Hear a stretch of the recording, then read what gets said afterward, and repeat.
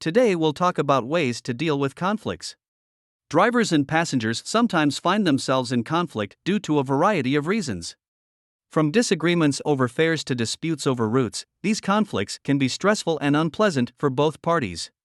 Fortunately, there are several steps that drivers can take to help resolve conflicts with passengers in a peaceful and respectful manner.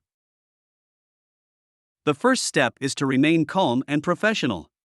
It can be difficult to stay composed when a passenger is being rude or uncooperative, but it is important for drivers to maintain their composure in order to de-escalate the situation. If a passenger is being aggressive or disrespectful, the driver should politely explain that they will not tolerate such behavior and ask them to stop. The second step is to listen to the passenger's concerns. It is important for drivers to be open-minded and willing to hear out their passengers' grievances. This will help the driver understand the passenger's perspective and come to a resolution that is satisfactory for both parties. The third step is to be flexible. Drivers should be willing to negotiate with their passengers in order to reach a compromise. This could involve offering discounts or alternative routes, or simply being willing to listen to the passengers' concerns and address them in a respectful manner. Lastly, drivers should be ready to apologize if they have made an error.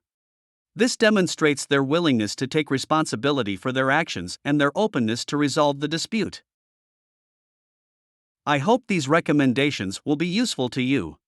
Try to stick to them and increase your ratings and tips. Scan the QR code or click the link in the video description to become a GetTransfer.com driver and start your own business today.